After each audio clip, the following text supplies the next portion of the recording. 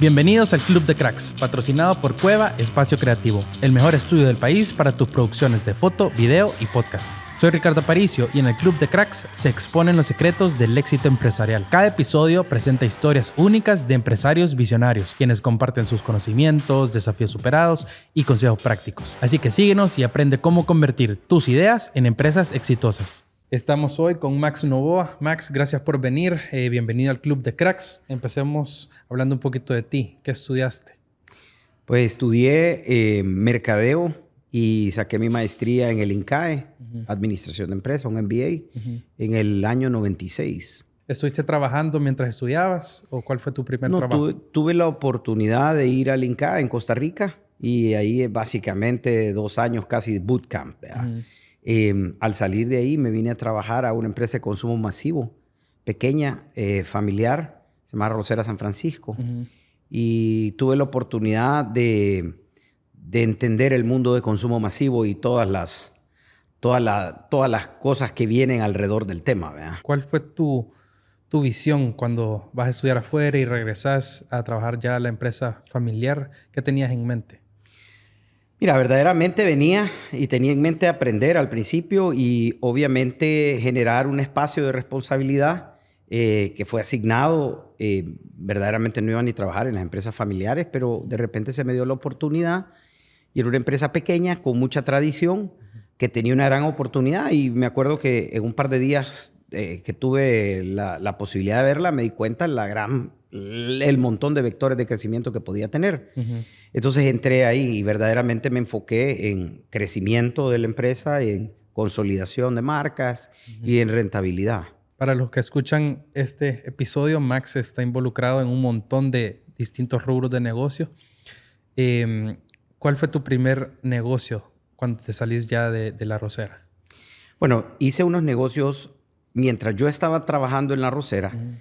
Tuve la oportunidad que me dieron la oportunidad de hacer unos emprendimientos paralelos. Y arranqué un negocio, hicimos varios, ¿verdad? Pero digamos uno de software. Hicimos con unos amigos que tenía graduados del INCAE, tenía una empresa llamada Aura Interactiva.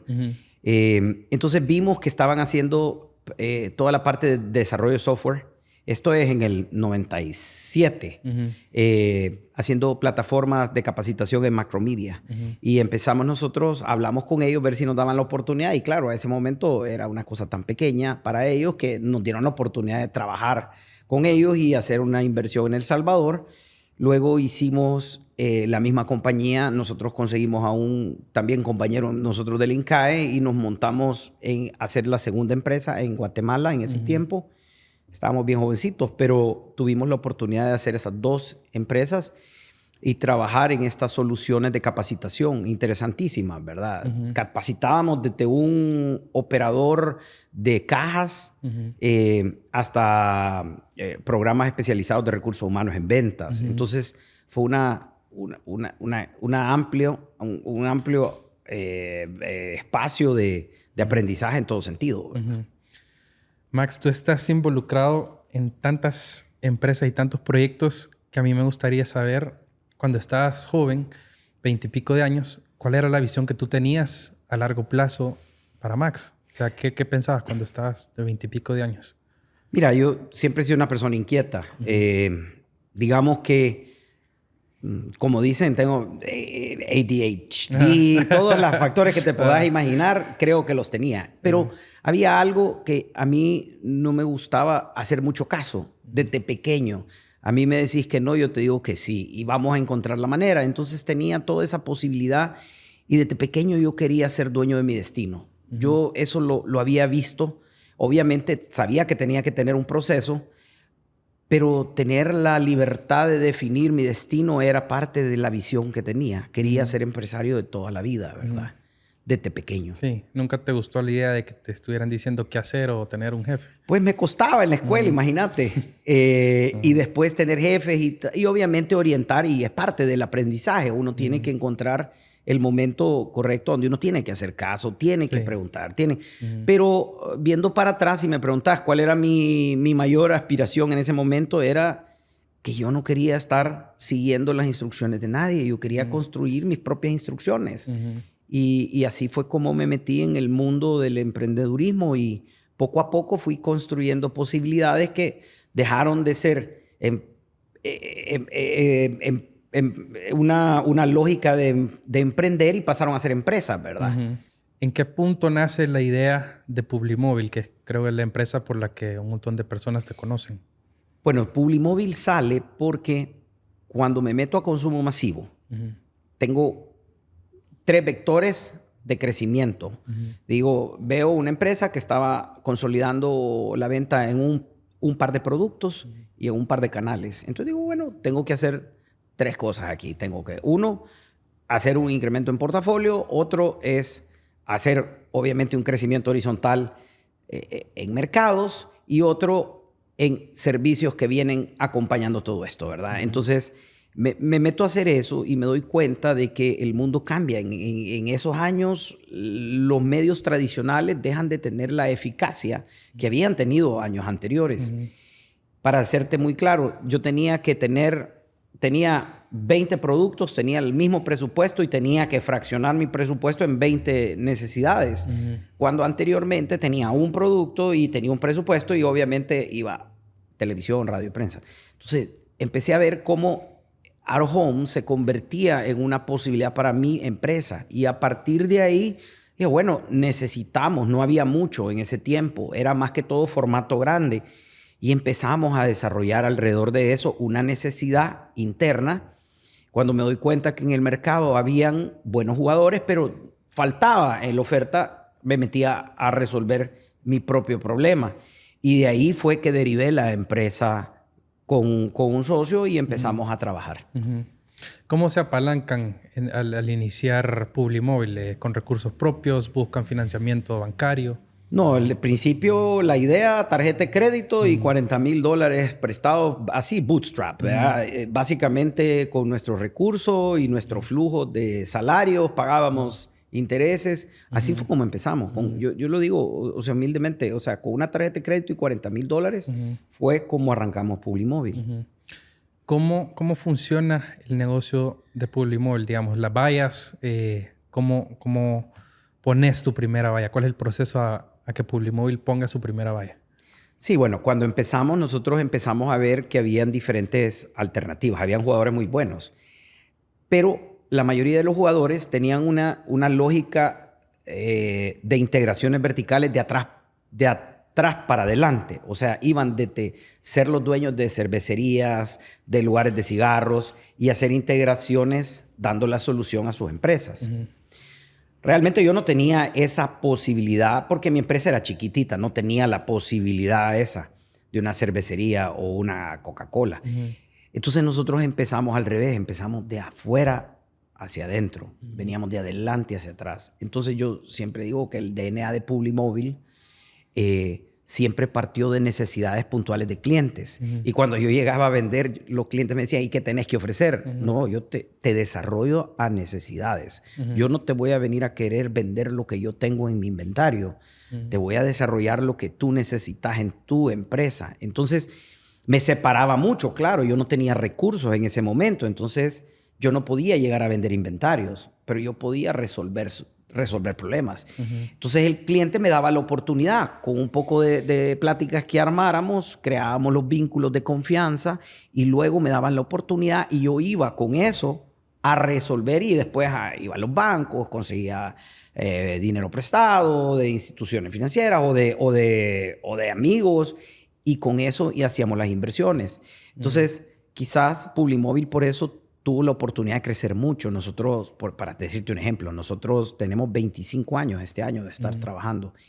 Empezamos con 4 paradas de buses. Ahorita tenemos más de 14,000 espacios en la región. Creo que comparativamente al más grande, por ejemplo, en el mercado de a donde nacimos, que fue El Salvador, creo que somos quizás un 10X. Y obviamente a lo largo del tiempo a través de todos los espacios y las estrategias que hemos venido, ¿verdad? Entonces nos hemos movido del cliente para producto y no del producto a los clientes. O sea, empezaron con vallas para buses, o sea, MUPIs. Empezamos con 4 paradas de buses en Santa Tecla. ¿Y en ese entonces no existían todavía las vallas digitales? ¿O sí no existían? No existían. ¿Y en qué punto se van desarrollando y evolucionando a ya tener su primera valla digital? Bueno, en la crisis del 2008, nosotros vimos que estaba complicado y teníamos que dar un pivote estratégico. Perdíamos dinero, estábamos con un espacio abierto, teníamos equipos bastante deficientes en ese momento operando y entonces tuvimos que hacer varios cambios, ¿verdad? Fortalecimos financieramente la empresa, tuvimos que cambiar equipos estratégicos de operativos, fuimos a buscar dinero, hicimos rondas de inversión, todo lo que teníamos que hacer y apostamos. Teníamos un dinero y teníamos que apostarle a una estrategia y pues nos comprometimos con la estrategia digital, que gracias a Dios ha salido que por ahí era el camino estratégico que teníamos que seguir, ¿verdad? Nosotros empezamos en digitales hace como 12 años, ya 13 años, ya fuerte, ¿verdad? Sí. Y desde el principio nunca pensamos en digitalizar un punto, pensamos en construir la plataforma más grande de Latinoamérica. Y fue obviamente una visión audaz, acompañada de mucha suerte y bendiciones, ¿verdad? Y unos equipos que construimos espectaculares, que han podido lograr hacer eso. Hoy en día nosotros creo que fuera de las agrupaciones brasileñas y obviamente los jugadores muy grandes de Estados Unidos, pues a nivel de Latinoamérica seremos el 1, el 2, el 3, dependiendo de lo que nos digan los competidores en cierto momento, pero sí tenemos una posición importante ya en toda Latinoamérica, ¿verdad? Ok. Hablemos un poco del rubro en sí, el modelo de Publimóvil. ¿Qué necesitas para poner una valla en un nuevo punto? ¿Necesitas permiso de la alcaldía, permiso tal vez del propietario de la tierra? Solo para darte una idea, ahora las vallas para Publimóvil son creo que el 25-30%. Nosotros tenemos ahora un montón de otros modelos, ¿verdad? Sin embargo, para darte eso sí, necesitas tener CAPEX para comprar una estructura, necesitas un montón de permisos estructurales, necesitas permisos de alcaldía, necesitas contratos de alquiler. O sea, hay un sinfín de variables. Yo creo que como todo tiene su aprendizaje, ¿verdad? Y para nosotros, como Publimóvil, por ejemplo, ahorita estamos llegando a diferentes mercados. Estamos abriendo, por ejemplo, Colombia. Estamos viendo negocios en Dominicana y cosas así. Entonces, no estamos llegando a competir. Nuestra lógica, hoy en día, todo lo que yo quiero hacer, ya alguien lo hizo hace 20 años. Ir a poner una valla frente, ya está. Entonces, es más lógico buscar modelos colaborativos. Entonces, nosotros estamos llegando a lugares con un poco el know-how que tenemos y buscando alianzas colaborativas. Gracias a Dios tenemos un volumen grande de negocio en la región. Entonces podemos llegar a una empresa en Uruguay que está con, digamos, que tiene 30, 40 años, pero no está tecnológicamente en el punto. Nosotros llegamos y armamos un brazo colaborativo y logramos hacer una alianza mutuamente beneficiosa. Entonces creo yo que en este mundo, hoy en día, el empresario lo que tiene que entender es que la competencia es del ayer y la colaboración es el del ahora. Es más barato colaborar, menos CAPEX, menos todo. Entonces hay que encontrar modelos no iguales a los que tenías hace 20 años. Hay que contratar modelos nuevos en función de las posibilidades del mañana. Y creo que la parte colaborativa es lo que viene siendo la nueva... O sea, lo ves, o sea, en todos lados, ¿verdad? Súper. Cuando empezaron Publimóvil con tu socio, ¿cómo se organizaron en el sentido de necesitamos esta rama como de colaboradores para que nos ayude a crecer la empresa? ¿Cómo definieron qué rama era la que necesitaban al iniciar? Mira, nosotros empezamos Publimóvil y lo que vimos es que teníamos que hacer, como te digo, o sea, un crecimiento en Publimóvil fue de dos vectores. Un crecimiento de portafolio y un crecimiento de mercado. Entonces, tuvimos que desde el arranque empezar a consolidar mercados como no teníamos recursos con socios locales. Entonces, construimos una red de socios a nivel regional para poder apalancar localmente el network de conocimiento, la parte financiera, obviamente el know-how, el know-who y el know-what, de todo eso. Y tratamos de construir esa red de socios como base fundamental. Luego empezamos a ver que la gente no quería verdaderamente un producto, lo que quería que le resolviera su problema. Como nosotros veníamos del cliente para atrás, oíamos, mira, es que yo necesito promoción, necesito esto. El mundo se convirtió en un mundo menos predecible y un mundo más táctico. Entonces esas vallas grandes que tenías, que pasaban con contratos de 5 años, que las tenía un banco, dejaron de tener realmente el valor que tenían en algún momento y pasaron a hacer los cambios de 3 meses, de 6 meses, las unidades, lo que son los MOPIs o las paradas de buses, las paredes, todo un poco más táctico, ¿verdad? Nos fuimos de vida útil o vidas de negocios de 1 año a 5 años a vidas de negocios de 3 meses a 1 año.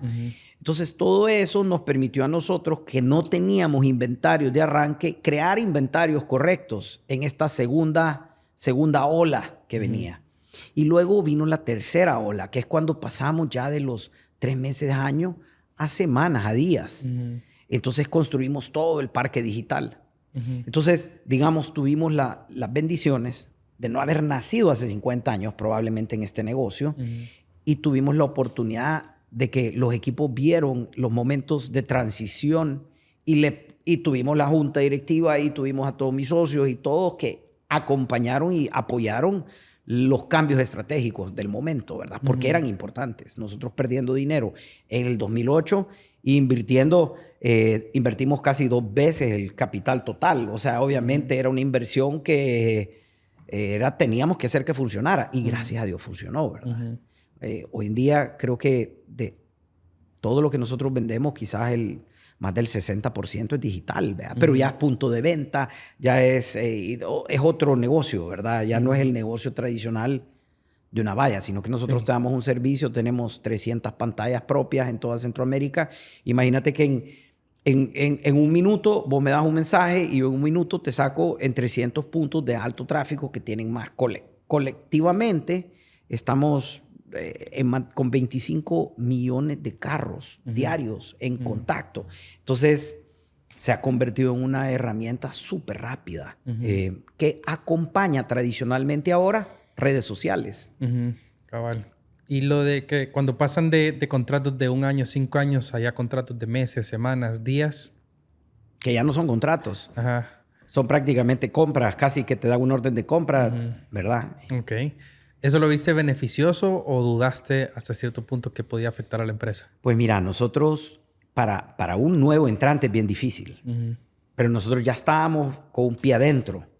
Entonces, para nosotros fue el momento donde tuvimos que definir en verdaderamente seguir empujando los productos tácticos promocionales y irnos a lo digital. Entonces, estábamos en eso. Para mí es beneficioso porque al final la falta de predictibilidad elimina en una estrategia de mercadeo el uso de una cosa estática y te potencializa el espacio digital. Entonces, digamos que ya los tenemos un montón, entonces vendemos ya no producto, sino que son circuitos. Nosotros te resolvemos un problema, vos me decís, mira, yo quiero anunciar esto en las universidades en Centroamérica. Nosotros agarramos las 300 pantallas digitales que tenemos y te armamos un circuito alrededor de todas las universidades de Centroamérica y las que tengamos más cercanas o no, y te damos un producto que va directamente. Entonces, ¿cómo va a hacer eso alguien entrante? Tendría que comprometerse a hacer un circuito igual de grande para dar una solución igual o generar otra estrategia, ¿verdad? Entonces, digamos que a nosotros nos favoreció la falta de predictibilidad porque apostamos a la estrategia táctica digital. ¿Verdad? Y ya cuando se empiezan a dar auge las redes sociales y toda la pauta digital, ¿cómo vieron la estrategia ya de Publimóvil a pasar de vallas digitales allá a redes sociales? Pues fíjate que nosotros lo vimos bien porque, o sea, siempre todos los cambios nos dan un poco de miedo, ¿verdad? Pero al final vimos la oportunidad. Creamos un producto que se llama Social Roads, carreteras sociales, y logramos hacer unos APIs para poder conectar toda la parte de redes sociales con pantallas digitales. Entonces, por ejemplo, llegábamos a donde un tío que tenía una promoción para el Día de la Madre, a donde estaba haciendo esto, le dábamos a él la posibilidad de que amarrara esa promoción, ese contenido en todas las pantallas digitales. Y eso nos funcionó súper bien. Es más, todavía no funciona. Hay mucha interacción en redes y pantallas. O sea, al final son elementos tácticos. La diferencia es que la valla es disruptiva. Porque yo no tengo que ser amigo, no me tienen que buscar en algoritmo. Yo paso y aunque no esté en ese, puedo generar leads nuevos. Puedo crecer más. Entonces, la combinación de esto ha probado ser el Batman y Robin, ¿verdad? Entonces, yo sí creo que la combinación ahorita perfecta que está dando resultado es redes y digitales. Y pantallas, vallas y todo lo demás. Pero ahí cuando hablas del contenido que se pauta en redes y en vallas, digamos, el cliente te pasa el contenido y tú lo publicas ya en las vallas. Pero Publimóvil como tal no sé si ofrece o sí en redes como algún tipo de pauta en que ellos se encarguen, o sea, Publimóvil se encargue de la pauta, de manejarle la pauta al cliente o cómo hacen. No, nosotros no competimos con las agencias, nosotros colaboramos. Entonces nosotros somos una empresa de medios. Lo que tenemos es toda la tecnología para hacer el uso de nuestros medios fáciles. Lo que hemos tratado es que sea flawless. O sea, entonces sí tenemos APIs que conectamos para que cuando hay una campaña de red, la agencia, pueda conectar directamente en tiempo real esto. Hemos hecho campañas con Unilever, con Procter & Gamble, con un montón de clientes, a donde las pantallas se han convertido en extensiones mercadológicas. Yo les digo, son las pantallas grandes de calle. Al final, tenés una computadora que es one-to-one y ahora vamos a una pantalla de calle que es one-to-many. Entonces, se ha convertido en una herramienta complementaria espectacular. ¿A los cuántos años de haber empezado Publimóvil decidí ya empezar a encaminarte en otro proyecto? Mira, nosotros creo que como a los 4 o 5 años de estar en Publimóvil armamos una empresa de impresión digital que es relacionada, pero no es la misma. Se llama Publimagen, que ahora en esa empresa hacemos todo lo que es, hacemos mucho... obviamente hacemos rótulos, hacemos toda la parte de impresión en gran formato, punto de venta. Estamos haciendo también termoformado. Hacemos un sinfín de productos. 80% lo exportamos. O sea, es para mercados internacionales y 80% para multinacionales. Entonces empezamos por ahí. Después empezamos a hacer otros negocios paralelos como mecánica industrial. Después nos fuimos a otros negocios, algún poco de bienes raíces, otros paralelos que hicimos, ¿verdad? Pero siempre el enfoque primario ha sido esto de Grupo Publimóvil, ¿verdad? ¿Y esta rama de impresiones siempre bajo la misma sombría de Publimóvil o la creaste como una empresa diferente? No, cada empresa tiene su líder, cada líder tiene su participación, son paralelas porque no son... O sea, no son con la misma estrategia, ¿verdad? Son cosas completamente diferentes. Por decirte, una empresa que hace impresión de gran formato necesita manejar inventarios, importaciones de China, necesita tener bodegas, necesita tener procesos. O sea, es un dolor de cabeza completamente diferente. La empresa de vallas y de medios es una empresa que necesita CAPEX, estructura de capital fuerte. Necesitas tener mucha venta, tenés que tener más relación. Es dos animales diferentes. Entonces, lo que hemos tratado es de crear unidades de negocio que tengan una lógica estratégica común. Porque si no, haces una sopa de cosas a donde el talento se te diluye y el enfoque se pierde. Entonces, la clave, el único que puede tener multienfoque, en este caso, es tu servidor. Y los demás tienen un enfoque. La persona que corre impresión digital, él solo hace eso y está enfocado completamente en eso. Los que están viendo la parte de vallas, solo eso hacen. Y así, ¿verdad? Sucesivamente en cada unidad de negocio. Cuando empezabas con Publimóvil, ¿cuál consideras que fue el error más grande que cometiste? Mira, el error, digamos, te puedo decir dos. Uno, el más importante es que uno a veces cree que los amigos son buenos socios. Y pueden ser muy buenos amigos, pero no son buenos socios. O puede ser que sí, pero hay un riesgo. Porque cuando tenés buenos amigos y en el camino no son buenos socios, perdés amistad y socio.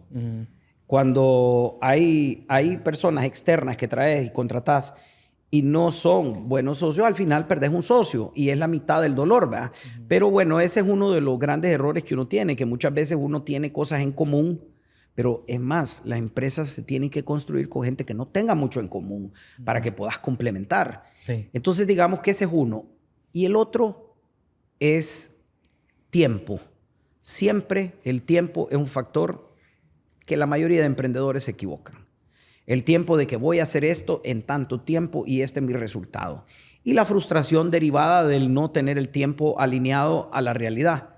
Entonces yo creo que hay mucha frustración que si hubiera entendido que el tiempo no era un factor relevante al final del camino, quizás me hubiera ahorrado mucha frustración de caminar, ¿verdad? Y esa frustración de caminar, bueno, decía, creo que fue Elon Musk, no sé, que dijo que hacer una empresa era como agarrar un vidrio, masticarlo y sonreír.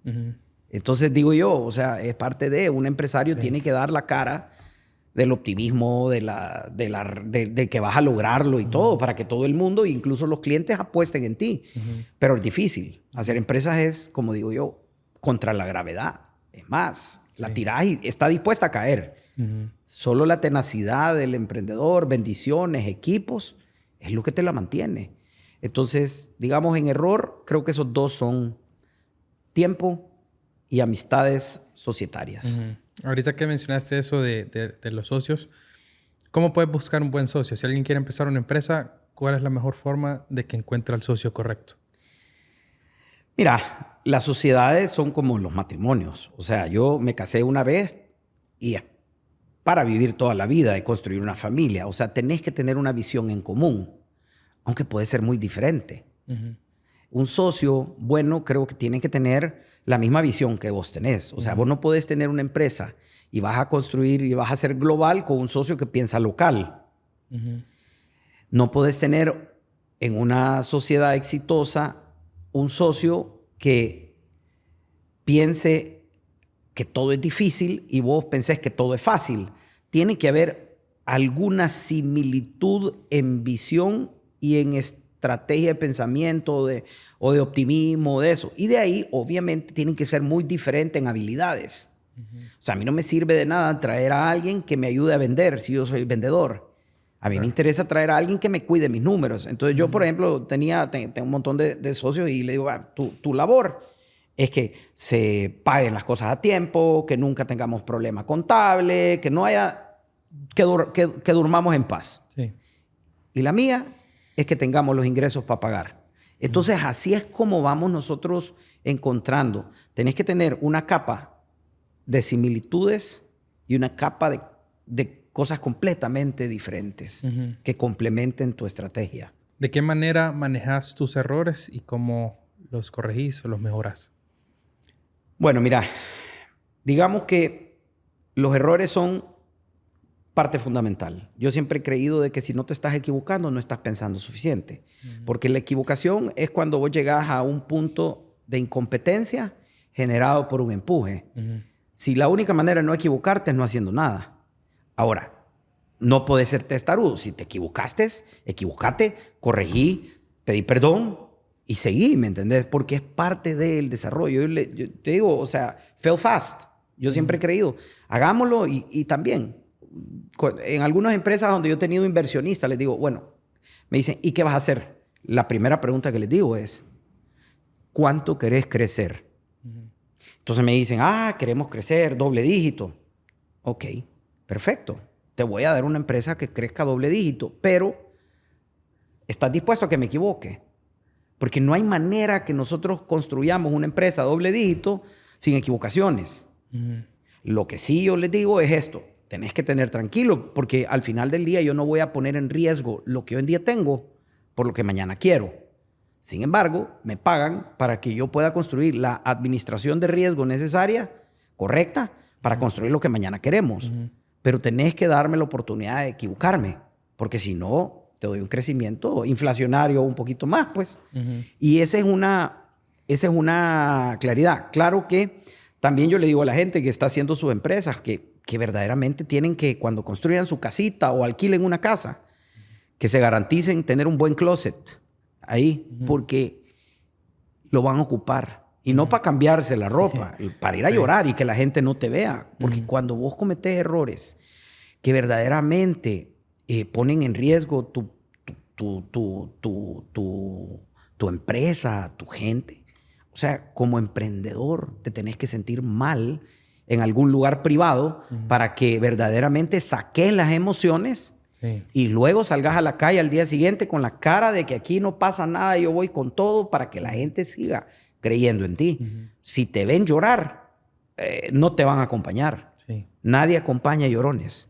Entonces la gente quiere ver a un líder fuerte que imparable. Y nadie es imparable. Entonces tenés que tener esos lugares para ir a sacar tus emociones. Te quedas un día sin hacer nada, encerrado en tu casa. Pero al día siguiente, como dice Johnny Walker, just keep walking. Eso muchas veces lo hemos tenido que enfrentar. ¿Verdad? ¿Cómo has trabajado tú la inteligencia emocional? El saber manejar tus emociones en el trabajo y alrededor de tus colaboradores. Mira, yo creo que eso es algo que siempre se está trabajando. Yo no te puedo decir que lo tengo bien, pero yo creo que te sirve mucho para inteligencia emocional, quizás madurar, haberte equivocado. Y importante tener gente buena a tu alrededor que te esté dando feedback. Gente que no tenga nada que ver en tus negocios. Y yo he tenido la dicha de tener una esposa espectacular y que de verdad me ayuda y me dice, mira esto hiciste. Y como al final es una persona que no tiene un conflicto de interés de algo que yo estoy haciendo en ese momento, yo escucho. Y casi siempre tiene razón. No siempre, ¿verdad? Pero casi siempre. Entonces, creo yo que rodearte de un par de gentes que puedan darte crítica alrededor del manejo tuyo con relaciones es importante para fortalecer inteligencia emocional y creo yo que también madurar a lo largo del tiempo. Es algo que te lo va a ir dando. ¿Cuál consideras que es el error más común entre emprendedores o empresarios? El error más común entre emprendedores y empresarios, yo creo que es que crees que todo va a salir de conformidad al papel. Yo todas las empresas que he hecho las pinto de blanco. Rara vez son blancas. He tenido un par de blancas, pero normalmente a los 3 años estamos en rojo. Y con tenacidad y la creación de equipos espectaculares, las hacemos rosadas. Y nos tardamos mucho tiempo en hacer lo que pensamos que vamos a hacer en poco tiempo. Entonces, quizás hay que tener plan A, plan B, plan C, plan D, plan E. Y no hay que soltar una rama sin tener por lo menos cerca la otra. No te digo que la tenés que tener agarrada, porque hay un salto al vacío que tenemos que dar, pero la tenés que tener a la vista. Mucha gente se tira sin tenerlo a la vista y van a creer que lo van a crear por osmosis y no, bien rara vez sucede, ¿verdad? Sí, debe suceder, pero como decía, tenía una persona que me decía que en esta vida hay 2 tipos de personas, los genios y los normales. Y que genios no había conocido uno antes de sus 85 años. La vida y el éxito estaba forjada por normales. Y los normales necesitaban, obviamente, ponerle tiempo, esfuerzo, tenacidad al resultado. Los genios no, pero los normales tenemos que hacer eso. ¿Cuáles consideras que fueron las estrategias que llevaron a Publimóvil al éxito que tiene ahora? Mira, la primera es que venimos del cliente. Al no tener recursos establecidos, buscamos cómo solucionar cosas y tenemos un DNA comercial súper bueno y tenemos relaciones de 25 años con clientes a los que les hemos resuelto sus problemas y nos dan la oportunidad de servirles. La segunda es que tenemos clarísimo que una persona no es una empresa. Una empresa es la sumatoria de un grupo de personas con un objetivo en común. Entonces, desde el principio construimos equipo. Obviamente, al principio eran equipos pequeños, pero equipos. Entonces, nunca fuimos un lugar a donde una persona construía soluciones. Era un equipo construyendo. Entonces, nuestras soluciones de 3, 5 o 6 personas eran mejores que la de una persona. Sí. Y la tercera, creo yo, que es que desde el principio nacimos con mente grande. entonces nunca hemos llegado al lugar a donde queremos llegar. Y creo que nunca lo vamos a llegar. Porque mi rol dentro de como CEO ahora es ver el mañana. Y ahora ya tenemos 400 personas trabajando en cada país. Estamos operando en 7 mercados directos y tenemos 14 indirectos. Entonces, mi rol es que nunca me alcance la organización. Siempre estar poniendo posibilidades enfrente para que la compañía siga caminando. Y el rol de los gerentes operativos es garantizar que todos los días se cumplan los presupuestos, las rentabilidades, la liquidez, para garantizar que tengamos gasolina para poder mover la compañía hacia adelante. Entonces, digamos, esos 2 momentos de tiempo, uno pelea el presente y yo ando buscando el futuro. Ese es como estamos ahora. Entonces, creo que por ahí. Ok. Como CEO, cuando se trata de tomar decisiones, ¿cuál consideras que es lo más difícil o lo más importante a tener en cuenta? Pues lo más importante es tus equipos. Porque eso es lo que te mueve el barco. Tener equipo de gente empoderada, alineada, con valores, objetivos, que entiendan números, todo. Lo más difícil siempre es quitar a alguien para mí. Porque son decisiones complejas, pero súper necesarias a veces. Y vos, como yo lo digo, trato de encontrar la manera de cómo bajar al máximo esa emoción negativa, pensando en que hay un grupo de 400 personas y que hay una persona que tengo que cambiar o que sustituir, que va a dar oportunidad a 399 personas. Entonces creo que esa es la cosa, por lo menos para mí, más difícil, ¿verdad? Porque tengo bastante paternalismo en mi manejo y tengo también como, pues nací como te digo, de 4 parados, hemos construido esto y es como un hijo. Entonces, en ese hijo, o sea, hay gente importantísima que ha acompañado etapas que han sido súper buenos en ciertas etapas, pero cuando cambias de etapa, se te pueden quedar cortos. Entonces ahí es donde tenés que tener como CEO la madurez y la inteligencia emocional para saber hasta dónde tenés que llegar con cierta persona y cuáles son el tipo de personas que te van a ayudar a llevar al siguiente nivel.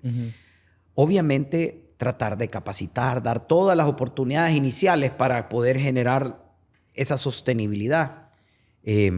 Pero eso es lo más feo, digamos, del rol de un líder en una organización, para mi gusto, ¿verdad? Ok. Como CEO, me imagino que has entrevistado a bastantes personas y despedido también a varias. Hablemos un poco de tu primera entrevista que hiciste y también de tu primer despido. ¿Cómo fue esa experiencia? Mira, o sea, he entrevistado a un montón de gente para las empresas, ¿verdad? Como líderes. Quizás no me recuerdo bien cuál fue el primero en entrevistar, pero sí te puedo hablar de cuando he tenido que despedir a una persona porque lo hemos encontrado que tenía una empresa paralela. Entonces, cosas así, esas sí nos han dolido porque hemos traído gente que le hemos dado la oportunidad de trabajar porque no tenían o eran amistades y le hemos dado la oportunidad de trabajo, ha construido un conocimiento y de repente, paralelamente, mientras está trabajando contigo, está armando una empresa. Obviamente, eso es lo que más me ha dolido en la vida y no me ha pasado una vez, me ha pasado varias veces. Sin embargo, como yo pienso, es que quizás a esas personas, primero, no los debería haber contratado y segundo, si el error fue mío, lo que no pude es ponerles enfrente a ellos un proyecto de vida que fuera lo suficientemente bueno en ese momento para poder evitarlo. Pero al final, por las mismas actitudes de las personas y todo, pues queda en ese, pudo haber sido uno, pudo haber sido el otro, ¿verdad? Pero yo trato de responsabilizarme casi 100% de todas las cosas, porque al final del día la única manera de poder tomar control sobre tu vida es si te responsabilizas, si te responsabilizas sobre ella, ¿verdad? ¿Cómo enfrentás y superás a tu competencia? Yo lo que quiero es servir a mis clientes. No me ando enfocando mucho en mi competencia, sí lo tengo que ver, no te digo que no, y me gusta a veces, me siento orgulloso cuando veo en las revistas el volumen de venta nuestro y el volumen de algunos de ellos, pero no me enfoco en ellos. Me trato de enfocar en jugadores de primer orden que pueda yo encontrar algo que yo no sepa de ellos, encontrar estrategias nuevas, voy a ferias, participamos de asociaciones, pero no me enfoco porque al final también nosotros, por ejemplo, aquí tenemos en El Salvador, hay 20 jugadores del mercado y hay 3, 4 que son, digamos, bastante grandes, pero están aquí en El Salvador. Mis clientes con los que nosotros estamos sirviendo me piden soluciones en 14 países. Entonces, digamos que mi competencia en El Salvador son ellos, pero en los otros 13 no. Entonces, no puedo estar viendo y pendiente de lo que está pasando con los otros 13 también. Sí. Entonces, trato mejor de enfocarme en tendencias, en los jugadores de primer orden del mundo y averiguar cuáles tendencias nuevas vienen, siempre andar en ferias, estar en estamos metidos. Publimóvil es el primero que se ha metido, creo que en la OOA, que básicamente es la organización de Outdoor Media de Estados Unidos. Somos parte de la LO también, que es la organización latinoamericana de Out of Home. El año pasado nos dieron un premio en México de Hall of Fame a la empresa y yo tuve el orgullo de irla a traer. Te estoy hablando con empresas brasileñas, con todo. O sea, fue el premio de la noche. Entonces, digo, tenemos nosotros un enfoque no de competencia, sino que de cliente. Y eso es algo que tratamos de tener en todos los equipos y con todos los clientes. ¿Qué habilidad consideras que es la más importante que un CEO o empresario deba desarrollar? Encontrar tus equipos. Todo volvemos. El equipo es el que hace la compañía. Uno genera un objetivo, busca el futuro, el equipo pelea el presente. Si el CEO tiene la habilidad o la bendición o la mezcla de las dos, porque al final es también suerte, de encontrar a la gente correcta, vas a tener un destino correcto. Si buscas la gente y encontrar gente incorrecta, no hay manera de llegar a tu destino. O sea, es obvio. Entonces creo que la parte del people skill creo que debe de ser parte fundamental. Siempre estar pensando en quién está liderando, cómo puede y asegurarte que esos líderes pues se sientan empoderados, tengan una claridad de objetivos, tengan las herramientas y acompañen, ¿verdad?, la compañía. ¿Cómo aprendes a delegar como líder? ¿Cómo llegas a ese hábito de manejar bien la delegación? Mira, primero, o sea, como te decía, es parte del racional de equipo contra persona. No hay manera de hacer algo con propósito y con objetivos si no tenés al equipo alineado. Entonces, tu objetivo debe de ser como líder crear el destino y dejar que ellos peleen el día a día para encontrar el camino. Si como líder yo quiero definir el destino y el camino, va a ser imposible construir una empresa con un volumen o con una lógica verdadera. Creo que a mí me ayudó mucho una frase que me enseñó un profesor en el INCAE. Me dijo, mira Max, es mejor estar razonablemente correcto que perfectamente equivocado. La razonabilidad. Si tenés gente, todo en la vida es subjetivo. Al final del día yo puedo creer que este es el camino más recto que hay, pero puede ser que en el momento cambie y todo y la persona que está ahí haga el otro camino. Y al final, lo importante es que todos vayan alineados en dirección del destino que como líder estás construyendo, porque al final del día, eso sí lo tiene que tener un líder. No lo puede hacer todo el mundo. No pueden definir todo el mundo para dónde van, porque si todo el mundo define para dónde van, lo que vas a hacer es una estrella, no una empresa, ¿verdad? Pero creo que aceptar la razonabilidad, entender que hay diferentes pensamientos, todo en la vida es subjetivo y cada quien tiene el derecho a tener su espacio y que cada quien tenga el derecho a hacer sus caminos, ¿verdad? En función del destino que has dejado. Eso es lo que yo creo. ¿Cómo manejas los ingresos cuando estás empezando una empresa? Al ser emprendedor, yo creo que varios emprendedores cometen el error de que se les empieza a mover el negocio, les va bien, pero se gastan ese dinero en ellos y no lo invierten en la empresa. ¿Qué consejos puedes dar para invertir el dinero, los ingresos de la mejor manera? Mira, el emprendedor, si quiere hacerse empresario, tiene que entender que él es el último en la línea. Es decir, hay una línea lógica de usos. Empieza con la de los empleados que están trabajando. Tenés que pagar los salarios a tiempo. Después tenés acreedores, gobierno, fisco, Ministerio de Hacienda. Tenés que pagar eso. Tenés bancos, tenés responsabilidades. Y después de que has pagado todo eso, vienen los accionistas. Entonces, creo que ese orden lógico lo tenés que tener en tu cara. Si sos un empresario que llega a ponerse al frente de la línea para recolectar el dinero que estás haciendo al principio y no has cubierto lo demás, no vas a tener empresa. Lo que vas a tener es un flop. Creo yo que normalmente, yo le decía que a un par de amigos que hemos tenido discusiones, le digo, el dinero es ingrato, se te esconde, no vas a salir a la calle a encontrarlo, se mete debajo de las macetas. Entonces, quien sale a buscarlo rara vez lo encuentra. No, me imagino que hay gente con suerte, pero yo creo que el empresario que sale verdaderamente a buscar el dinero como propósito inicial va a fracasar mucho.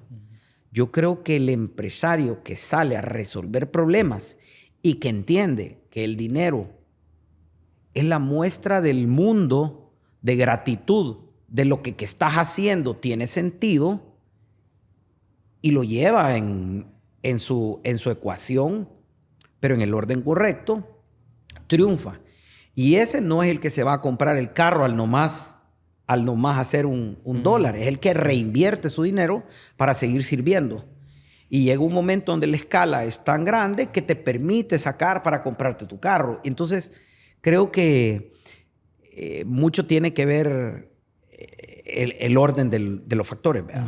Cuando empezaste a invertir el capital en tu empresa, ¿cuál consideras que es el error más frecuente? Tiempo. Yo pensé que los retornos iban a ser más cortos. Yo pensé que el escenario de ocupación iba a ser más alta. Yo pensé en una estrategia de un color blanco y terminó siendo rojo. Entonces yo creo que al final todo llega al lugar a donde normalmente uno piensa que va a llegar, pero el tiempo que se tarda en llegar es el diferente. Entonces tenés que tener plan A, plan B, plan C, plan D. Yo por lo menos, un consejo que le doy a todo el mundo que yo tengo la oportunidad de platicar, es que si estás armando una empresa, trata de buscar puntos de equilibrio entre 20 a 30%. Porque normalmente uno busca puntos de equilibrio más o menos en 50 a 60%. Y uno busca puntos de desempeño de 70 a 80%. Y el mundo te tirás y empezás a tratar de vender. Y al final tu realidad va a ser 20, 40%. Entonces, en ese espacio de puntos de desempeño hacia el punto de equilibrio, ahí te quedás si no estás listo para eso. Entonces, si vos anticipás puntos de equilibrio un poco más apretados y bajás un poco tus ocupaciones o tus resultados desde arranque, estás preparado para aguantar más tiempo. Entonces, yo creo que el error más grande se comete en el optimismo inicial, que es necesario tener optimismo, porque sin optimismo no sacas nada, pero tenés que tener un poco más ser un poco más conservador en tu arranque inicial. Hablemos ya un poquito de los diferentes proyectos de Max. ¿Cómo pasaste de Publimóvil ya a expandirte a ramas que desconocías? Antes hablábamos que has invertido en construcción, en industria de la comida. ¿Cómo te moves a esas industrias sin tener conocimiento? ¿Cuál fue la primera industria a la que te moviste después de haber iniciado con Publimóvil? Partamos de esto. Ningún humano tiene conocimiento cuando nace. Todo lo aprendemos. Entonces, si tenés eso claro, el conocimiento, el saber, no es una barrera para emprender. Lo que tenés es que tener claridad de que si no conoces, lees un libro, agarras YouTube. Ahora, yo digo que ser ignorante es una decisión, porque yo me meto en YouTube y bajo un tutorial cómo construir una casa. Yo no voy a pretender ir a construir una casa, pero yo en 2 días soy un semi-experto. Por lo menos para llegar y contratar un par de maestros de obra y ponerme a hacer una casa pequeña que no, ¿verdad? Entonces, ¿a qué voy? Hay tanta información ahí que tenés que accesarla y tener claro de que no sabes. Entonces, yo he sido toda mi vida bastante curioso. Y me aburro. Entonces, en lugar de estar domingo dormido viendo, me pongo a ver tutoriales, empiezo a entender industrias, participo en ferias, participo en organizaciones de negocios. Entonces, estoy siempre oyendo, pendiente. Y verdaderamente, desde que yo arranqué, tenía claro que iba a ser como 3 fases en mi vida. Una vida profesional donde iba a salir a trabajar y iba a tratar de hacer crecer una empresa. Que ahí iba a aprender, ahí me iba a equivocar, ahí, eso es pisto ajeno, aunque sea, o sea, ahí es donde vos como profesional tenés que llegar a tratar de construir aprendizaje. Sabes que no vas a ganar tanto dinero, pero vas a aprender. Sí. Luego estaba la etapa a donde ibas a construir empresas con flujos activos. O sea, que ibas a tener que todos los días salir mañana a trabajar y que vas a tener que ir a pelear y a vender todos los días, a mandar la cotización, a corregir esto, a contestar la llamada. Porque es la pelea que tenés que construir para generar flujos. Ese es como un publimóvil. Es una pelea de todos los días. Y de ahí en la tercera parte de mi vida productiva, quería meterme a hacer bienes raíces, flujos pasivos, hacer inversiones de capital. Pero una vez ya tenés los flujos. Y los flujos se construyen una vez ya tenés el aprendizaje. Entonces es aprendizaje, flujos, inversión. Entonces así es como lo vengo haciendo. Y mi última parte iba a ser la de pedagógica, ¿verdad? O sea que quiero ser, mi sueño es ser profesor de emprendedurismo. Eso es como lo que yo quiero terminar haciendo. Entonces, digamos que en esos flujos es donde estamos. ¿En qué momento empecé a ver temas de bienes raíces? Pues en el camino salían oportunidades, aprendía, leía y hablaba con amigos que estaban en los negocios, observaba y me metía. Obviamente tenía que corregir un montón de cosas de iniciales que teníamos, pero así hemos venido aprendiendo todo. Pues, o sea, nosotros hemos aprendido haciendo, no hay fórmula mágica. Me mencionabas que tú trajiste Papa John's y Jimmy John's también aquí al país. ¿Cómo buscas como esas franquicias y cómo convences a los propietarios o grupos a que te den las franquicias y a poderlas abrir aquí? Mira, nosotros, mi hermano es el que lidera eso. Yo no estoy metido operativamente en eso. Pero vos buscas oportunidades en organizaciones, en ferias, en todo eso. O sea, en la calle, viajando, tenés la oportunidad de tener salidas. Y obviamente vas viendo espacios dentro del mercado. Y es mucho sentido común, ¿verdad? O sea, si hay una posición dominante en un mercado, es un lugar a donde probablemente va a ser difícil entrar. Porque normalmente los jugadores de posiciones dominantes, por ejemplo, en El Salvador, se las han ganado. O sea, son gente que operan espectacular, hacen todo súper bien. Pero siempre van a quedar espacios en el mercado. Siempre hay para un número 2, un número 3. Entonces, digamos que así como comida o cualquier otra cosa, yo creo que lo que uno tiene que estar es entendiendo y viendo siempre pendiente. A mí me dicen, las oportunidades no están al día. Como le digo yo, mira, todos los días salí a la calle, pero tenés que abrirlas, tenés que ir a buscarlas, porque todos los días hay oportunidades. O sea, lo que pasa es que no todo el mundo lo anda buscando y no anda pendiente. Sí. Hay una cosa que se llama atención reticular, que es cuando vos te interesa algo, tu mente se da cuenta de cosas que cuando no tenés atención reticular y no te interesa, no lo ves. Por ejemplo, si tú te metes a un negocio de carros y vas a vender carros, te voy a dar un ejemplo, Mini Cooper, y vas a importar Mini Coopers. Vos haces esa empresa y yo te apuesto al día siguiente que la has hecho, te vas a dar cuenta el cachimbo de Mini Coopers que hay en el país. Cosa que ahorita no tenés idea porque has visto los 3, 4, porque tu mente no anda pendiente. Sí. Entonces yo creo que todas esas cosas como emprendedor tenés que abrir, tenés que oír podcast. A mí me encantó cuando tú me dijiste, mira, ¿quieres venir? Me encanta. Porque yo creo que lo que estás haciendo es beneficioso para nuestro país y para los que te oigan. Estás dando, no historias de éxito, porque nosotros estamos muy jóvenes para pretender tener éxito y probablemente podemos fracasar. Nadie tiene nada todavía agarrado. Sin embargo, son cosas que uno ha pasado que le pueden servir a alguien. Y creo que hay países, como yo digo, como El Salvador o como Guatemala, Son países que no es que tienen recursos limitados. Yo a veces quizás, no sé si se enojará alguien conmigo, pero a veces hay recursos inexistentes. No limitados, ni siquiera limitados. Son recursos inexistentes. Entonces, la única manera de crear valor en un país con recursos inexistentes es inventando, es con creatividad, es con emprendedurismo. Es la manera como llevas a un país como El Salvador, de ahora al El Salvador que necesitamos ser. Entonces, creo que lo que haces, fomentar eso a través de estos podcasts, es de un súper importante y es súper beneficio para el país. Así que te felicito, man. Gracias. ¿Cómo distribuís su tiempo en los diferentes proyectos que tenés? Un empresario que tiene diferentes proyectos, así como tú, ¿qué consejos le darías para administrar su tiempo y repartirse bien en los diferentes proyectos? Mira, yo no trato de administrar responsabilidades porque a veces las responsabilidades requieren más tiempo, a veces requieren menos tiempo. Pero me gusta tener claridad de responsabilidad. Y la claridad de la responsabilidad, que es absoluta.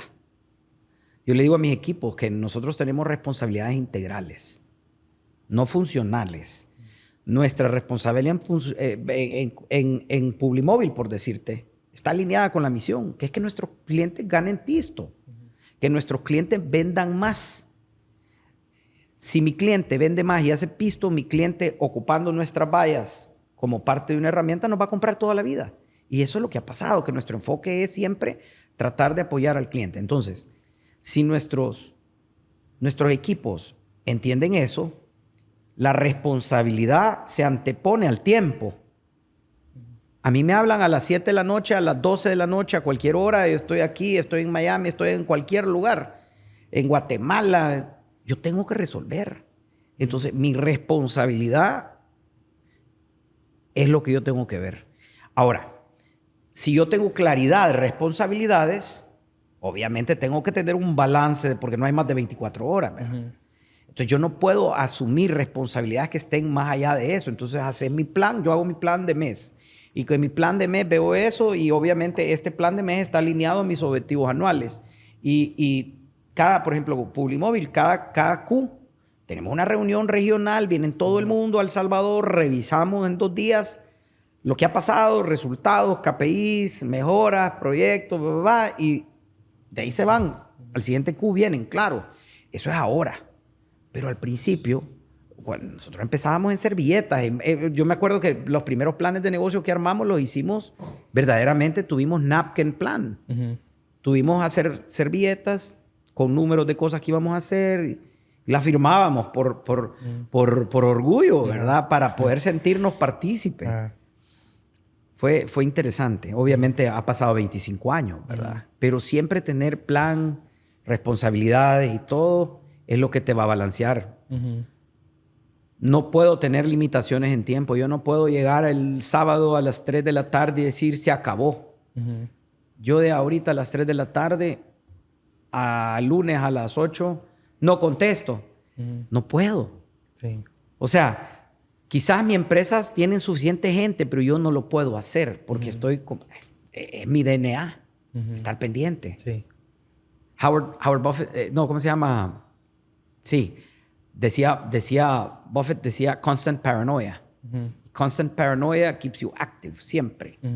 Entonces, de plan A, plan B, plan C, plan D, de estar siempre listo 24 horas y tratar, obviamente me voy a bucear, voy a surfear, o sea, hago mis espacios, pero no los tengo programaditos, sino que tengo chance, voy.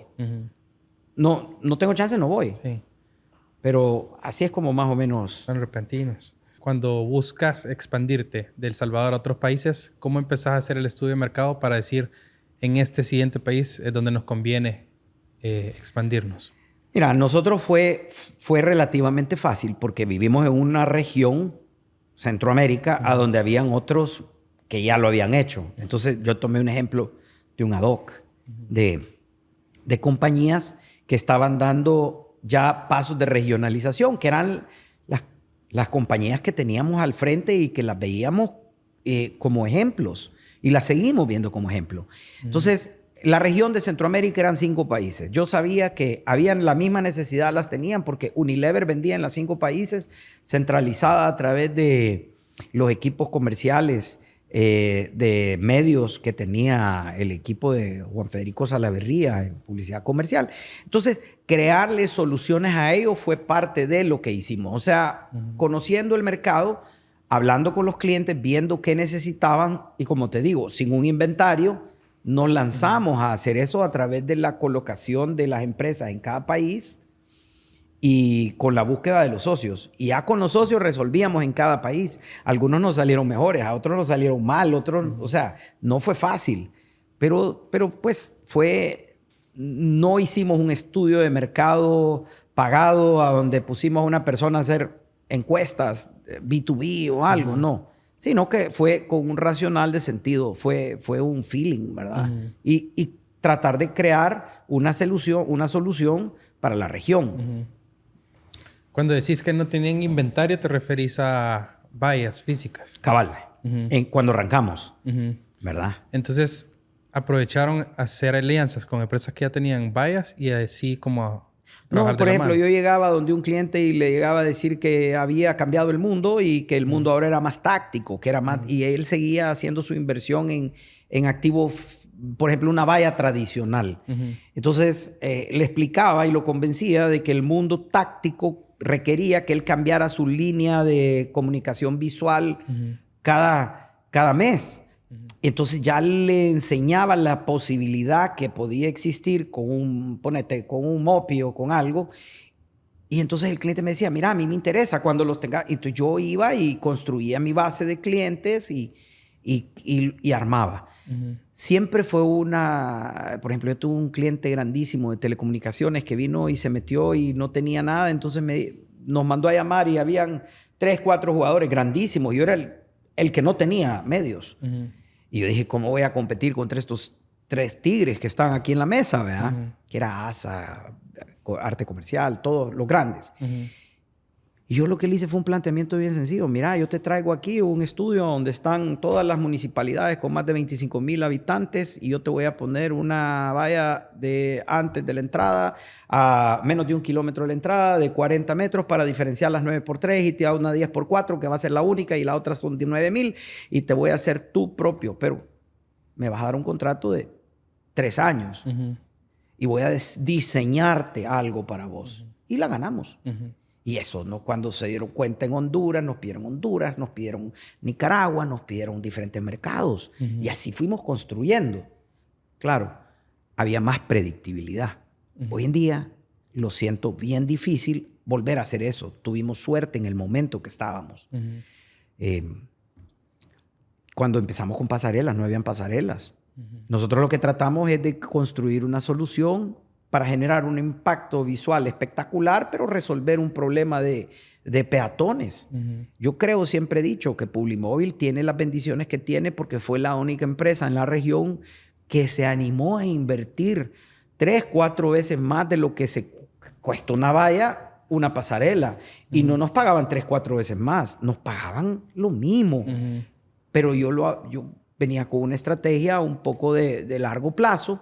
Y como no tenía inventario, fue como por donde entramos. Y nosotros hicimos más de 500 pasarelas en toda la región. La solución del Salvador, por donde arrancamos, de ahí la hicimos en Guatemala, de ahí la hicimos en Honduras, la hicimos en Nicaragua, la hicimos en todos lados.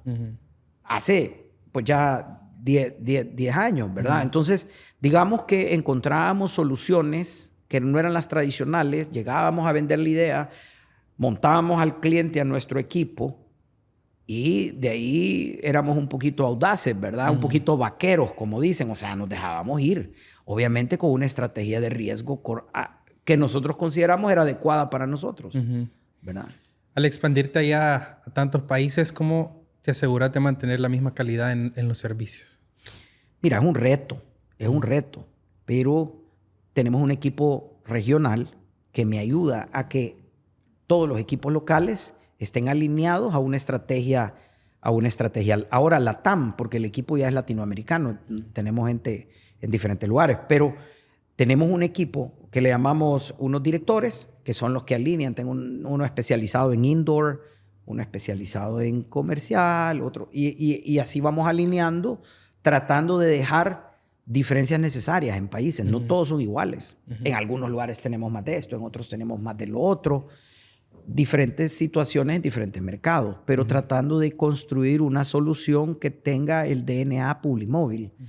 Es un reto, pero es posible y ahí vamos caminando. ¿En qué momento tomás la decisión de necesitamos abrir en otros países? Desde que salimos. Nosotros nacimos y dijimos, vamos a hacer, imagínate esto, teníamos 26, 27, quiero ver, teníamos como 28 años, 27 años y dijimos, vamos a hacer lo más grande de Centroamérica. ¿Qué necesitamos? En ese momento, habían posiciones bien consolidadas, pero eran en cada país. Era uno en El Salvador, uno en Honduras, uno en Guatemala, uno en Nicaragua, así. Habían otros competidores en sus mercados, pero digamos, habían 1 o 2 bien grandes cada país. Pero nadie estaba verticalizado, o nadie estaba de carácter horizontal, con un crecimiento en región. Era muy localista. Y cuando yo vi eso, dije, bueno, pero si las soluciones regionales se necesitan, pues, una de las cosas es que yo voy a hacer un crecimiento y vamos a arrancar con los 5 países de Centroamérica. Y lo armamos en 4 años, estábamos en los 5. La otra es que todos estaban enfocados en un producto. Entonces, ¿por qué? Porque tenían una valla y un CAPEX, tenían dinero y era la manera más fácil de vender. Y nosotros dijimos, no, hombre, nosotros vamos a ir a un servicio. Entonces nosotros hacíamos floor graphics, hacíamos vallas, hacíamos mopis, hacíamos pasarelas, hacíamos, o sea, todo, dábamos el portafolio. Entonces, si te pones a pensar, tenés 5 mercados y tenés 5 productos, tenés 25 peleas. Entonces, yo te garantizo que nuestra vida de arranque fue bien difícil, porque eran 25 batallas que necesitan 25 procesos, 25 CAPEX, 25 OPEX, 25 ventas, comparado a una de uno, grande. Sin embargo, esa complejidad de ponete 25-1 nos ha permitido que en estos 25 años pues nosotros tengamos el volumen de negocio que tengamos, el tamaño que tengamos, ¿verdad? Que tenemos ahorita. ¿Cómo fomentas la innovación a tu equipo, a tus colaboradores? Probamos siempre. Andamos en ferias, tenemos equipos de gente súper capaz. O sea, hay unas personas que son de tecnología, hay otras personas que son de punto de venta, hay otras personas que son de tema de out of home.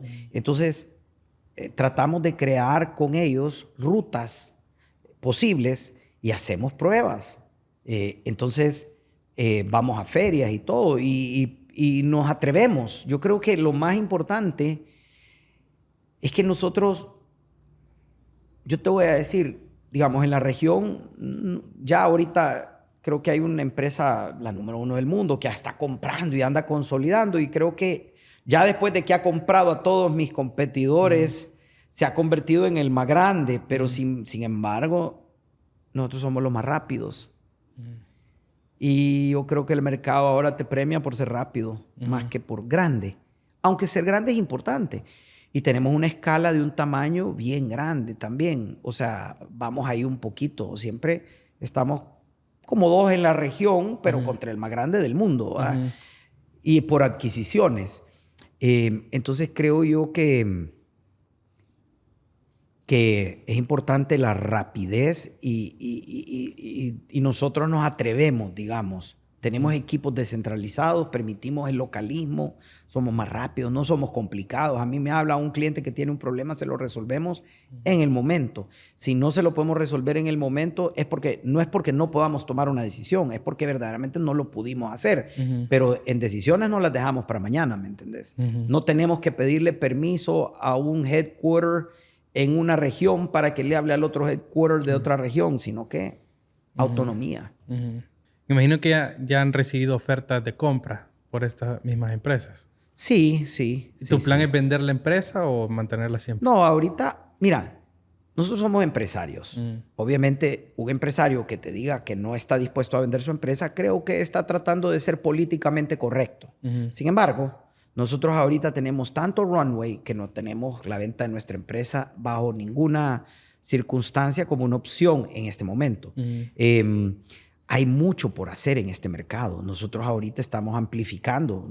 Parte de lo que Publimóvil está haciendo ahorita, Publimóvil Latam, que operábamos en 14 países ya, a través de plataformas de tecnología y todo eso, con una plataforma colaborativa, como te decía. Sin embargo, ahorita nos estamos conectando y vamos a empezar a operar 50 países con esa misma lógica. Entonces ya Publimóvil Latam empieza a generar negocios en Europa. Tenemos unos negocios en África. Entonces, vamos a correr esto. Yo quiero ser global. O sea, parte de lo que estamos haciendo ya es, digamos, en esta etapa, es porque creemos que hay una oportunidad y por lo menos desde mi participación como socio, mis otros socios están contentos con los crecimientos que hemos tenido, con el desempeño que ha tenido la empresa y tienen absoluta credibilidad en los caminos que el equipo de nosotros está armando. Y están contentos. Ahorita vamos a abrir una oficinita en Estados Unidos para empezar a pivotear ya Estados Unidos con otra estrategia que tenemos. Igual Colombia. Entonces, creo que falta mucho. Yo creo que por lo menos unos 10 años todavía de Publimóvil hay. ¿Hay algo de lo que quisieras hablar que te interese recalcar de Publimóvil? Que tal vez no hayamos tocado. Fíjate que Publimóvil para mí es un ejemplo de algo que se puede construir a un nivel mundial. Es un ejemplo de muchas de las cosas que hay. Aquí hay mucha oportunidad. Creo que quizás lo importante es entender que verdaderamente el tiempo, cuando uno es emprendedor, es el factor más difícil, porque obviamente tiempo es dinero. Si no tenés acciones rápidas y determinaciones y tracción, pues te quedas a medio camino. Pero también la frustración de no lograr el desempeño en el tiempo es también un factor importante que tenés que tener a la vista. Por lo menos saber que está ahí. Para que cuando te sientas mal, te acordés que estás haciendo algo que va en contra de la gravedad. Algo que no debe de funcionar, lo vas a hacer funcionar. Porque por eso el 1% del mundo es el empresario y no el 99%. Entonces creo yo que si Publimóvil le puede dar a la gente joven una luz de... Se puede, ¿verdad? Un par de gente con 40,000 pesos se montaron aquí, hicieron eso con un montón de esfuerzo, un montón de sacrificio y un montón de errores. Y como te decía, hasta le llamo horrores en el camino y hemos logrado pasar. Pues creo que hay un montón de oportunidad para toda la gente que tenga claro esto y que nos ayuden a todos a sacar adelante nuestro país, porque al final del día, nuestro país, la región, depende de las acciones cotidianas de todos nosotros. Creo que eso es importante. Ok. El invitado anterior me mencionaba que a él nunca le inculcaron de pequeño cómo seguir la empresa familiar. O sea, y eso es algo que él también le está inculcando a sus hijos. Si ellos quieren pues, estudiar medicina o cualquier otra cosa que no esté relacionada a la empresa familiar, pues está bien. En tu caso, ¿tú quisieras que tus hijas siguieran tu empresa? Fíjate que mis hijas no viven en El Salvador, están estudiando ahorita. Son mujeres, todas son cracks. O sea, esas son las que deberían de estar aquí en la próxima. Una trabaja en EY, en un área de consultoría. Las otras están estudiando en la universidad. Una estudia diseño industrial.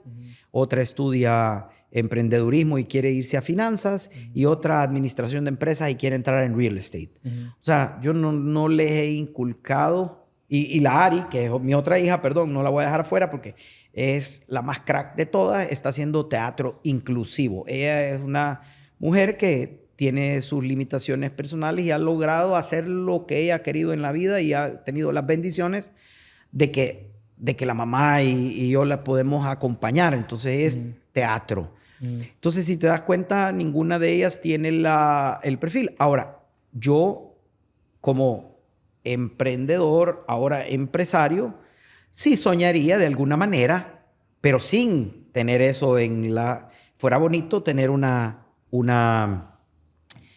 una sucesión. Sin embargo, ahorita nosotros lo que estamos viendo es sucesión interna profesional, porque verdaderamente no creo que va a ser parte del camino que ellas han decidido tener. Y yo respeto eso y me alegro. Para mí, que cada una construya su propio camino es la cosa más linda que tenga. ¿Cómo voy a pretender no si yo así era? Vaya, ahorita ya pasamos a la última sección de preguntas random. Entonces te voy a ir haciendo preguntas random una por una y contestarás con lo primero que se te venga a la mente. ¿Cuál ha sido el mejor consejo que te han dado? Razonablemente correcto, mejor que perfectamente equivocado. ¿Qué analogía tomas de esa? Es mejor emprender, corregir, a planificar hasta que estés. Gana el más rápido, no el más inteligente. Creo que para un emprendedor hacer el MVP, todo eso, o sea, yo veo que mucha gente tiene tremendas ideas, pero está perfeccionándolas en lugar de estar ejecutándolas. Creo que hay que traer la idea a la ejecución y ejecutar. Hacer razonabilidad. Todo más o menos razonable. ¿Es razonable? Let's go. Va, empecemos. Porque lo vas a perfeccionar en el camino. Sí. Acción es mucho más importante que perfección, ¿me entendés? Entonces, creo que esa es algo que si tuviera que decir de un montón de otras, es creo que una de las más importantes. Ok. ¿Qué es algo que estás tratando de aprender o mejorar actualmente? Un montón de cosas. Estoy aprendiendo a construir. No, y estoy tratando de entender la dinámica de todo esto de real estate. Digamos, una cosa que estoy aprendiendo y haciendo unos desarrollos y tratando de entender modelos, cómo estamos, o sea, de habitacionales, centros comerciales, Airbnbs. Ahí hay mucho que tengo que aprender, pero ya estoy caminando. Sí. Y la otra que me encanta ahorita es todo lo que tiene que ver con AI. Estamos viendo cómo AI se puede aplicar a cada una de las áreas de mi negocio, de Publimóvil. Y qué tipo de resultados puedes tener. Es increíble lo que se logra, ¿verdad? Sí. Entonces, esas áreas de real estate y AI son como las que ahorita creo yo que me dan mucha satisfacción y me dan mucho valor en mi vida, ¿verdad? Sí, ok. ¿Qué es algo que antes considerabas importante y realizas que no lo es? Mira, creo que el tiempo. Creo que el tiempo sí es importante. No quiero que pero la frustración de no lograr tu ejecución según calendario, creo que le metes mucha frustración y esa frustración te genera sentimientos negativos que luego inhiben la posibilidad de crear cosas más interesantes. Creo que tenés que darte tiempo a equivocarte y tenerlo claro y tener ese espacio. Creo que claro, time is money y vos tenés $100 y tenés que ejecutar y tenés que tener un turnover y tenés que traer el dinero y tenés que cobrarlo, pero tenés que crear estrategias para que sepas que eso no va a ser así, lo anticipes y que manejes tu frustración de no lograrlo, porque está bien. Es más, el mundo espera que no lo logres. Solo te premia por lograr y 99% de la gente no lo logra. Entonces tenés eso en tu mente. ¿Y cómo superas? Porque me imagino que en algún punto tuviste esa frustración de que tal vez no estás logrando lo que querías a tal edad o que tal vez no estás llegando donde querías estar. ¿Cómo manejaste esa frustración y cómo la superaste? Mira, he tenido múltiples. Imagínate con todos los desarrollos que hemos hecho y los proyectos. O sea, hemos tenido un montón de errores y horrores. La frustración, como yo la manejo, quizás 3 cosas. Una, tengo una mujer espectacular. Que yo llego a mi casa y de verdad que me ayuda mucho, ¿me entendés? Tener una pareja, alguien que te conoce, que sabe, que te duele, que podés abrir tu sentimiento y que podés contar tu historia. La de verdad. No la que querés que oigan o los bancos o tus clientes o tus acreedores o tus empleados. La de verdad. Creo que es importante. Esa es una válvula de escape fundamental en la vida de cualquier empresario. La otra, creo que es importante también, es que yo encontré paz a través de un poco de la parte espiritual. O sea, yo soy católico, obviamente, ¿verdad? Y tradicional aquí, pero no voy ni a la iglesia. Yo no me gusta, no le hago caso a los curas, pues. Con eso te digo todo. ¿Va? No me voy a confesar ante un cura, no creo eso. Sin embargo, sí creo que hay alguien que me da bendiciones todos los días, le doy gracias a Dios y yo tengo mi plática directa con él. Y al final tengo un par de predicadores que lo oigo. Y yo no creo en su religión, pero sí creo en lo que dicen. Y te digo que eso a mí me da paz. Yo, es más, llegaba frustrado porque para la pandemia, imagínate. Con negocios de comida rápida, vallas de publicidad. O sea, toda la gente en la calle, en su casa. Sí. Entonces, yo creo que tener un elemento espiritual en tu vida, una pareja para poder con quien compartir la verdad de tu vida, son fundamentales. Y de ahí lo último es tener un equipo de socios que estén alineados.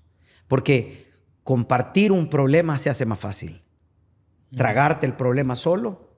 Entonces, tener una transparencia con tus socios, que estén comunicados todo el tiempo, que sepan lo que está pasando, no tratar de quedarte vos con el problema. O sea, no estás trasladando la responsabilidad sigue siendo tuya como operador, pero estás trasladando la realidad que está en el momento que debe de ser cambiada. Entonces, yo creo que es parte importante esas tres cosas: socios buenos y claros, espiritualidad de alguna manera, y alguien de alta confianza que en tu vida te dé espacio para que contés. Claro, ok. Ahorita que mencionaste lo de la pandemia, todos los invitados mencionan eso de la pandemia. Y creo que vale la pena hablarlo un poquito. ¿Qué pasó en Publimóvil cuando se vino la pandemia? ¿Qué pensaste? ¿Qué pasó por tu cabeza? Wow. Voy a escribir un libro de la pandemia, yo. Solo te digo. Andaba fuera andaba en un viaje de buceo en Maldivas. Nos agarró la pandemia en un liveaboard. Nos cerraron los retornos para regresar. Me quedé en Miami varado. Era de los varados de Miami. Mis hijas chiquitas en El Salvador. Y mis empresas todas en fuego. Lo primero que obviamente tuve que hacer es darle paz mental a mi mujer y ver cuál era la estrategia con ella que podíamos hacer para tener a nuestras hijas de regreso. Y tratamos de venir a El Salvador, pero no podíamos porque estábamos varados, ¿verdad? Entonces lo que hicimos fue que, gracias a Dios, ellas eran ciudadanas americanas, las pudimos llevar a Estados Unidos y yo las fui a traer. Era el único en el avión que iba de esa vez de Miami a Texas, disfrazado completo. Entonces me las traje. Paz mental, un poquito de familia, ¿verdad? Nos morimos juntos. Eso fue lo que estábamos pensando en ese momento.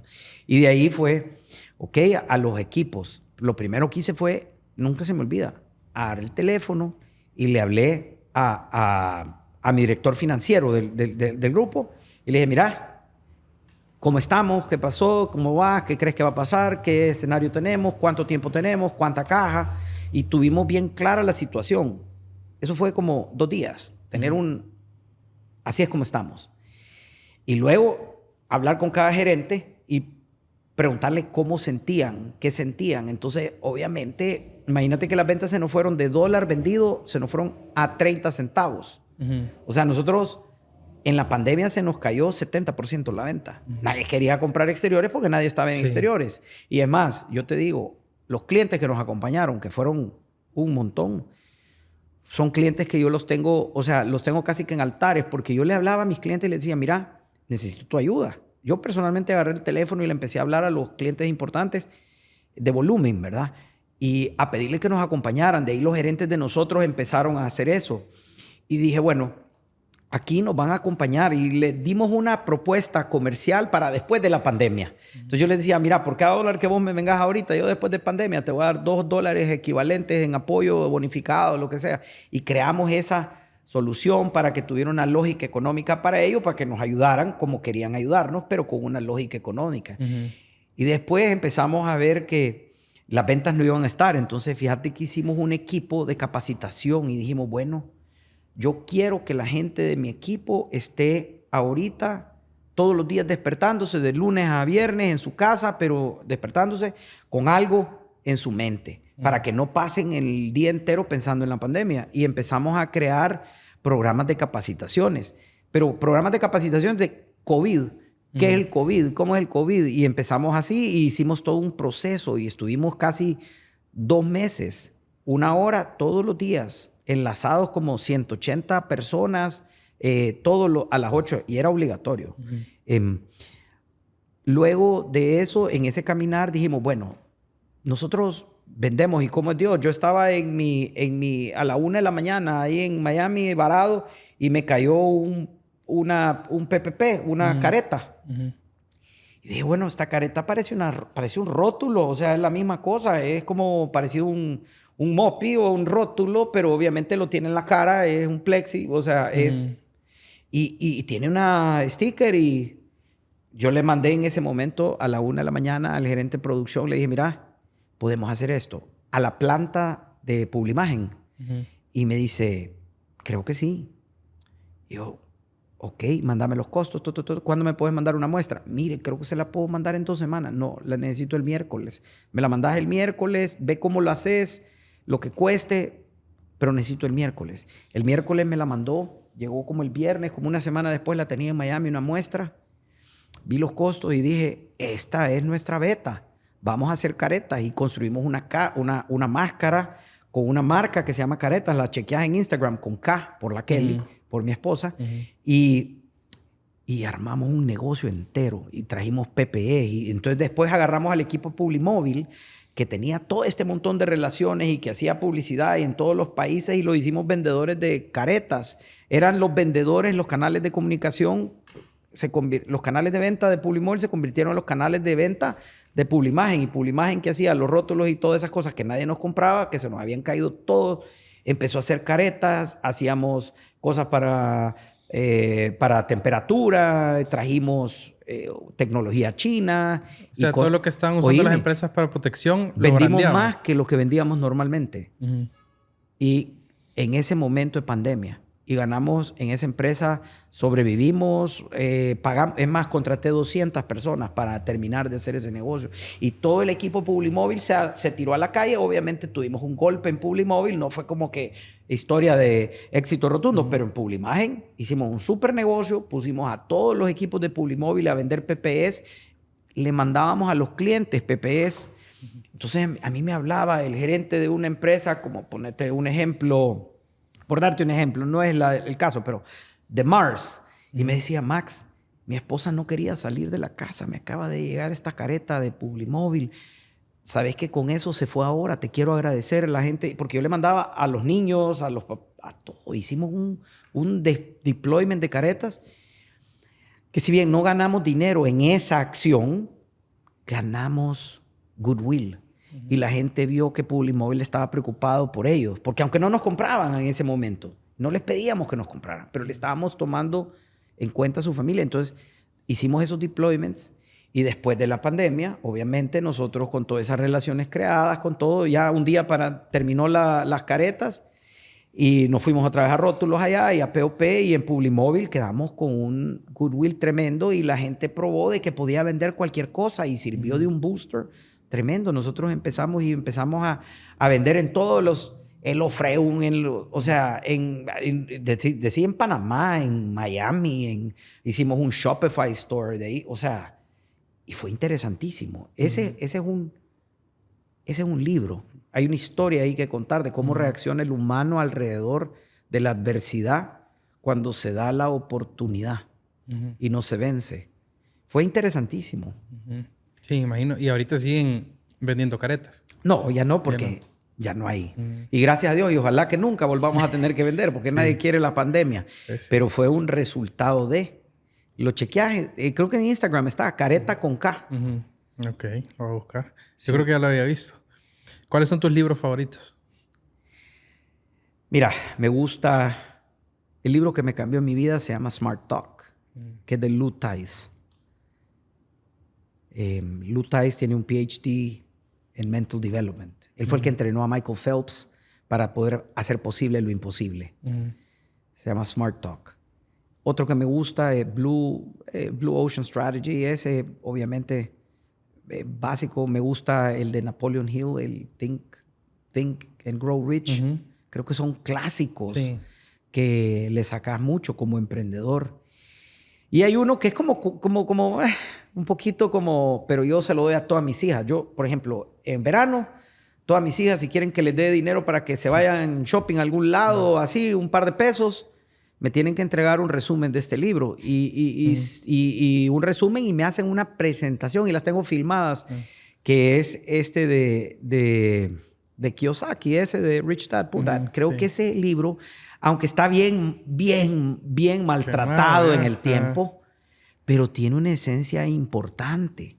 Y la comparación de los dos papás, y creo que es una cosa muy básica, obviamente, pero a mí me sirvió mucho con mis hijas. Y digamos, por ahí te dejo esos. Creo que son los que deberíamos de estar promoviendo. Super. ¿A qué 5 empresarios salvadoreños escogieras si empezaran a firmar Shark Tank El Salvador? Wow. Mira, por ejemplo, trataría de hacer una mezcla de mayores experiencia y menores impulso, ¿verdad? Y yo creo que, por ejemplo, si ves a la gente con experiencia que ha construido en El Salvador, hay bastantes empresarios buenos, pero digamos, hay pocos que han hecho unicornios.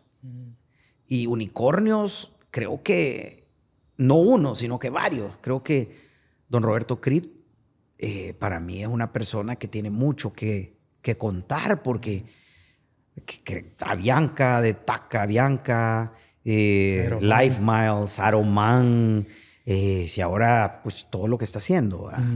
Entonces creo que él fuera un espectáculo tenerlo, ¿verdad? Creo que también me gustaría tener a alguien joven, como que ha hecho startups, que ha tenido éxito, que ha hecho un exit. Me cae bien Ricardo Cuellar. Creo que es una persona bien integral. He tenido la oportunidad de hacer un par de negocios con él, y una persona AAA, ¿verdad? Tiene historias que contar de cómo conseguir dinero afuera, cómo vender una idea que no existe y hacerla y construirla y empujarla y quemarse los dedos hasta el momento que se puede detener esa pita. Me gustaría tenerlo a él. Creo que también podríamos tener ahí a alguien un poco más institucional de un negocio que ha sido fuerte, que ha visto retos, transformaciones. Por ejemplo, yo admiro mucho el rama de ferreterías. Creo que a un Eduardo Freun puede contar una historia interesante. A mí me gustaría oírla. Nunca la he oído, pero he visto cómo Freun ha venido y tiene Sherwin-Williams y han construido esto. Y pucha, yo voy cada vez a esos Freuns y no entiendo el modelo, pero sé que es un modelo que ha de ser espectacular, pues, porque tienen ya muchos años de hacerlo y han mantenido, y generaciones y transformación. Me gustaría también quizás tener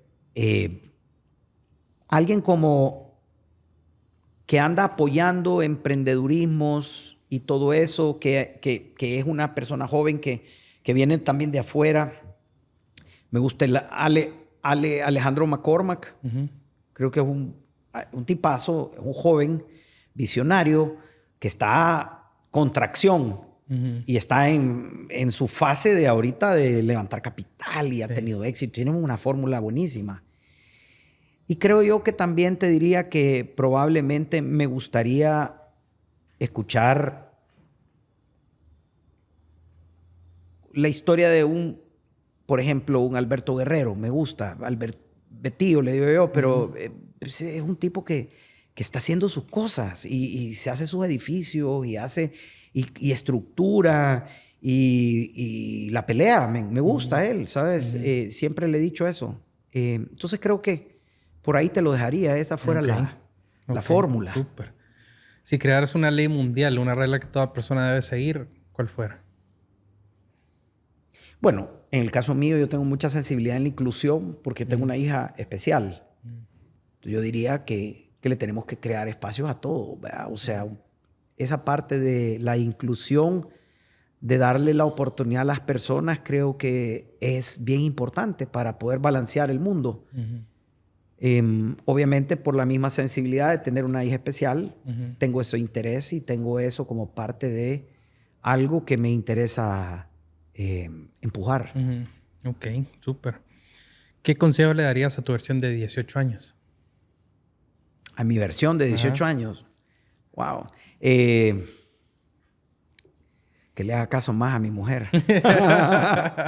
Tengo que sacar algo bueno de esto, ¿me entendés? Sí. No, fíjate que, en serio, yo diría que quizás entender que la vida nos ha dado 2 orejas y una boca. Y hay que oír un poco más. No hay que hacer caso. Tampoco no te estoy diciendo que uno no haga caso. Pero hay que darle un poco más de tiempo a escuchar.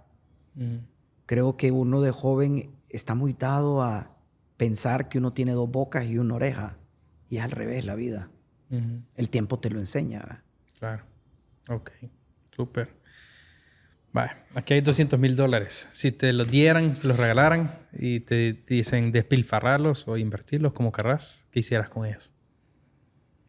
Si me dijeran que los agarre para algo personal, experiencias, viajes con mi familia, tiempos con ellos, quizás. Ok. ¿Y si fuera para inversión? Ahorita en la etapa que estoy, si me lo regalás, lo que trataría de hacer con esto, quizás con un fin económico, ¿crees? ¿O un fin económico?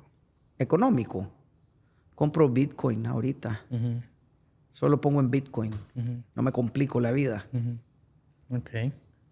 ¿Ya has comprado criptomonedas? ¿Has comprado Bitcoin? Sí, poquito. Sí. Poquito. Entré bien, pero entré tarde, digamos, ahora bien, pero cuando estaba en 30 y pico.